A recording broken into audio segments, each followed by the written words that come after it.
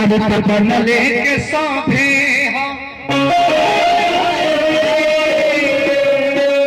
अरे बनले के सभे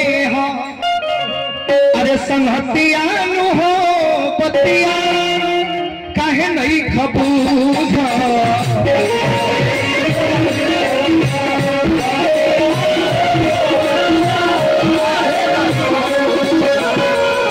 बनले के सभे संहतिया हो पतिया काहे नहीं खबूझा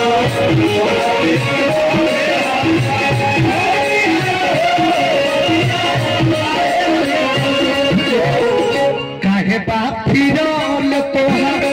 काहे बाप फिरल तोहर लतिया लतिया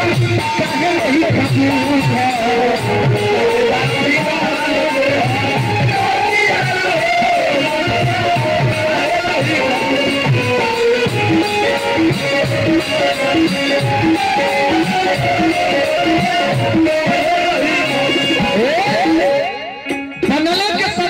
काहे नहीं कबूल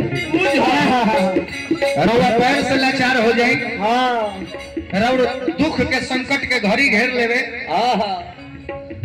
रउआ से जे अपन रिश्तेदार होई वो बतावे लगे कि ना वो हमारा यहाँ के ना हवे उनका से हमारा कोनो मतलब नहीं थे रउआ फोनवा उठावल बंद कर दी है काहे कि अगला दुख में बा हो सके तो 15-20 हजार कर्जा मांग देवे तो हमरा देवे के पड़ जाए नंबरवा ब्लॉक कर दी है चाहे नंबरवे चेंज कर दी है कि ओकरा कामे मत आ जाए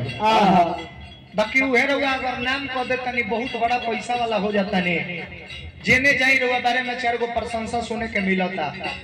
तो अपन रिश्तेदार के छोड़ी ना जेकरा गौवा में रउआ से झगड़ो होई नु उहो कहीं बाहरवा में जाई आ राउर नाम आई त कहते महाराजू उ त हमार भतीजे लागेला चाहे वो हमार त मौसी के लड़का बे उ त हमारे खासे लड़का भाई काहे लोग स्वार्थ के पीछे बा बनले के सभे संगतिया न हो बतिया काहे नहीं खबूझ आ काहे बा फिरल तोहर मतिया न हो बतिया काहे नहीं खबूझ अंतर कराओ माटी के कबिरिया होई माटी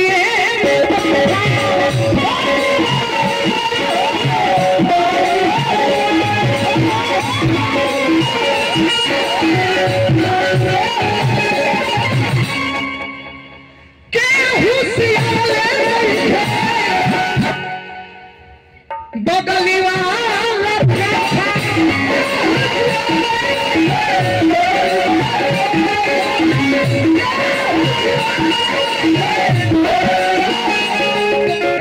माटी के शरीरिया हुई माटी में दफन के हुसियावले नहीं थे बगली वाला कफन देखिए विश्व विजेता सिकंदर जेकर जन्म भइल आई रहले खाली हाथ और दुनिया में आइला के बाद पूरा दुनिया पर विजय प्राप्त कर ले यानी कि दुनिया उनका बस में हो गई कब्जा में हो गई लेकिन जब उनकर जाए के अंतिम घड़ी आई अपना सारथी से कहले कि सारथियों जब मैं मर जाऊं तो मेरा अंतिम यात्रा कराते समय मेरा दोनों हाथ रंथी से बाहर लटका देना ताकि ये सारा जमाना देख ले विश्व विजेता सिकंदर आया था तो खाली हाथ आज दुनिया को जीत लिया है पर जा रहा है तो फिर खाली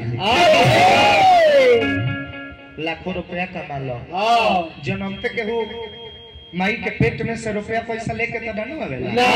महल अटारी बंगला गाड़ी कुल लेके ननु आवेला ना ए जावैला के बाद अपना काबिलियत के द्वारा अपना बुद्धि दिमाग से अपना बिजनेस से चाहे जैसे भी होके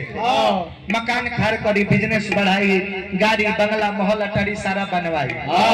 बाकी ओमे से एक कहूं चीज संगवा चल जाला ना ननु जाला ना बाकी जाला कौन ए बाबू हल्ला ना ए करवा अच्छा जरा सा छछरपन ना हमरा गांव नहीं में संगे कुछ हो ना जाला ना बाकी दू गो चीज जाला का जस आ अपजस नेकी अपति मतलब का हो जस के मतलब कि रुआ केहू के बारे में कबो गलत नहीं की सोचले भूखा के भोजन करोले बानी पियासा के पानी पियोले बानी उ जस हो त ई अगर हुआ साथे जाता तो जा स्वर्ग में जगह मिली अपजस का हो बदी यानी अपजस का हो केहू गरीब के बेटी के शादी दारुआ से 20,000 कर्जा मांगे कि भैया इज्जत ना रही पैसा कुछ काम चला दी पहला महीना हम कमा के दे दे तो वो मजबूरी का फायदा उठाएंगे कहे कि पैसा के जरूरी बा पैसा तो दे हो बाकी हो रोडवा साइड वाला जो खेतवा बा उ लिख दा पैसा ले जा तो का भाई उ केहू के मजबूरी के फायदा भाई त इहे अपजस इहे पाप हो तो उनका गइला के बाद उनका स्वर्ग मिली नरको मिली बाकी वहू में सबसे निचला सीट मिली कि लोग कचार कचार के नरको में धक्का होई ढेर सारा आशीर्वाद का दो बनी परी कुमारी भगवान की कृपा हमेशा बनल रहे बबुनी पर जय हो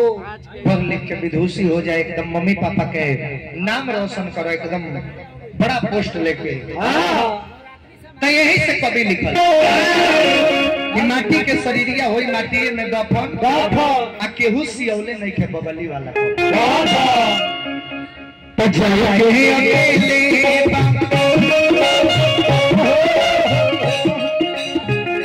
जाए अकेले जाए अकेले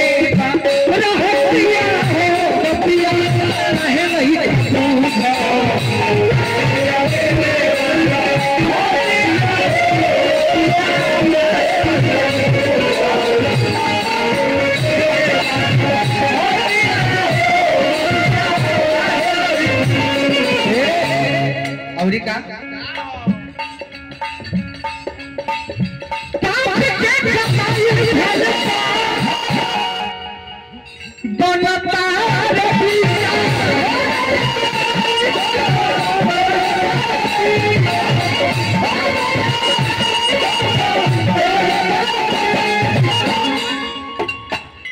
प्रीति कुमारी के द्वारा 500 रुपया हमारा पुरस्कार मिलल के गाना पर परमेश्वर के कृपा बनल रहे दुर्गा मैया के देन बात दुर्गा मैया के कृपा बनल रहे जय हो और खूब जिंदगी एकदम हंसत खेलत व्यतीत होके पाप के कमाई धन को बना तारो 20 सब के खोज तोहरा सुखरे नहीं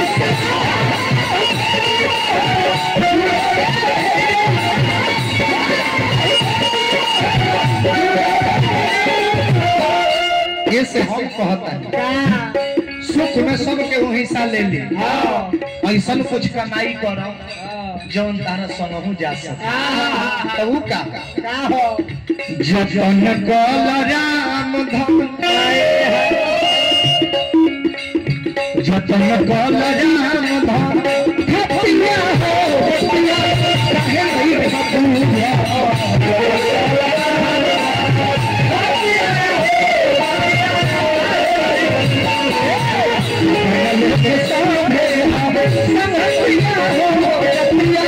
काहे नहीं खपिया